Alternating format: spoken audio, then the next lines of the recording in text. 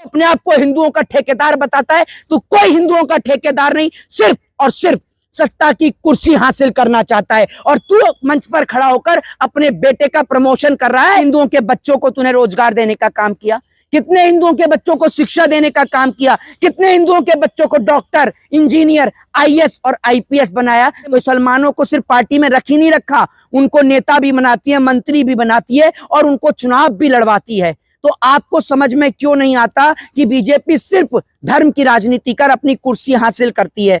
बेटी बचाओ बेटी पढ़ाओ का नारा देने वाली बीजेपी सरकार, वाह। सबसे पहले तो मैं ये कहना चाहूंगा उस टी राजा को जो मंच पे खड़ा होके अपने बेटे का प्रमोशन कर रहा है और देश की बहनों को गालियां देने का काम कर रहा है, गंदी गंदी अभद्र भाषा का प्रयोग कर रहा है। ये वही भारतीय जनता पार्टी का नेता है जो आए दिन भड़काऊ बयान देता रहता है।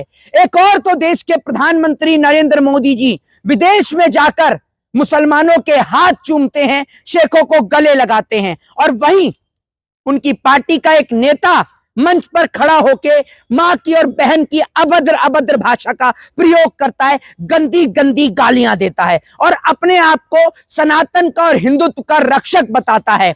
मैं पूछना चाहता हूं और उन तमाम जहर घोलने वाले लोगों को ओपन चैलेंज देना चाहता हूं कि बताएं, मर्यादा पुरुषोत्तम भगवान श्री राम की या भगवान श्री कृष्ण की श्रीमद् भगवत गीता के अंदर कहां पर भी यह लिखा हुआ है कि आप महिलाओं के लिए इतने गंदे शब्द का प्रयोग करें। और अब कुछ लोग ये कहेंगे कि भैया ये तो मुसलमान है, तो मुझे सवाल का जवाब दें कि मुसलमान तो बीजेपी की पार्टी में भी है, तो टी राजा ने ये गाली क्या उन्हें भी दी है? और कल क्या भारतीय जनता पार्टी उन्हें अपनी पार्टी से बाहर निकाल खड़ा करेगी बाहर?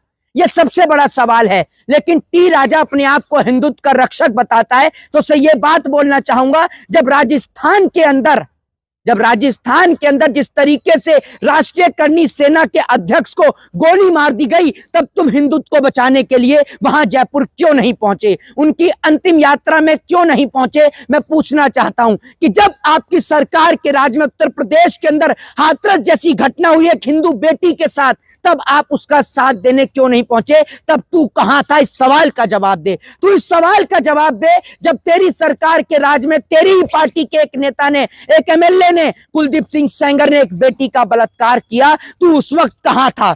जब तेरी सरकार के राज में हिंदुओं के बच्चे जब रोजगार मांगने के लिए सड़क पर उतर रहे थे, तो तेरी ही पार्टी के नेताओं ने उनको लाठी और डंडे से पिटवाया, उस वक्त पर तू कहां था? जब तेरी ही पार्टी के राज में और तेरी ही सरकार के राज में कोरोना के दौरान हजारों मजदूर पैदल चल रहे थे, उस वक्त पे तू और तेरी पार्टी के नेता कहां थे? जब तेरी ही सरकार के राज में हिंदुओं के बच्चे अस्पताल के अंदर दवाई के कारण मजबूर और लाचार थे, उस वक्त तू कहां था? तू अपने आप को हिंदुओं का ठेकेदार बताता है, तो कोई हिंदुओं का ठेकेदार नहीं, सिर्फ और सिर्फ सत्ता की कुर्सी हासिल करना चाहता है। और तू मंच पर खड़ा होकर अपने बेटे का प्रमोशन कर रहा है कि मेरे बाद मेरे बेटे को प्रमोशन बनाओ। अगर तू सच्चा हिंदुत्व का ठेकेदार होता तो यह कहता कि मेरे बाद कोई और बच्चा जो है वो एमएलए बनेगा। तू सिर्फ और सिर्फ अपने बेटे का प्रमोशन कर रहा है। और एक बात मुझे बता, तू इतना बड़ा हिंदुओं का अगर तू रक्षक है, तो एक बात मुझे बता, इस देश के अंदर हजारों हिंदू हैं जो मंदिरों के बाहर भीख मांगते हैं, कोई भूख से परेशान है,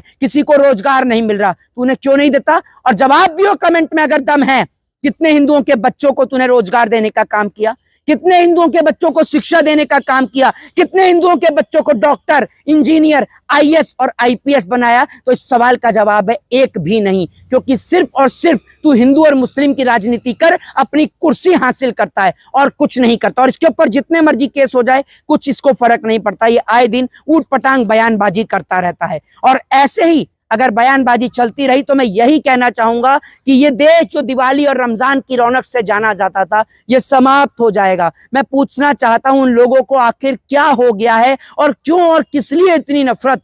और अगर आपको लगता है कि बीजेपी वाकई में हिंदुओं की ठेकेदार है, तो मेरे भाइयों सवाल का जवाब दो कि बीजेपी अपनी पार्टी से मुसलमान नेताओं को क्यों नहीं निकालती? दीजिए ना इस सवाल का जवाब। अपनी पार्टी से मुसलमानों को सिर्फ पार्टी में रख ही नहीं रखा, उनको नेता भी बनाती है, मंत्री भी बनाती है और उनको चुनाव भी लड़वाती है। तो आपको समझ में क्यों नहीं आता कि बीजेपी सिर्फ धर्म की राजनीति कर अपनी कुर्सी हासिल करती है और आपका और यानी हमारा, हम हिंदू भाइयों का सिर्फ गला कटवाने का काम करती है। ये बात आप सोच कर देखो। कितने नेता, मेरी बात को बड़े दिमाग के साथ में इस जहन में लीजिएगा और मेरे सवाल का जवाब दीजिएगा। गालियां नहीं, सवाल का जवाब चाहता हूं आपसे। मैं भी आपका भाई हूं। आप लोगों को लगता है कि मैं धर्म के खिलाफ हूं, नहीं, मैं धर्म के साथ हूं, लेकिन मेरे धर्म में किसी को मारने की, किसी को पीटने की इजाजत नहीं है। आप धर्म को पढ़िए सर, कहां लिखा है धर्म के अंदर। मैं भी आपका भाई हूं, आपसे सवाल करना चाहता हूं और पूछना चाहता हूं, सवाल का जवाब दीजिए कि कितने इस देश में ऐसे नेता हैं जिनके बच्चे आरएसएस या बजरंग दल में जाते हैं।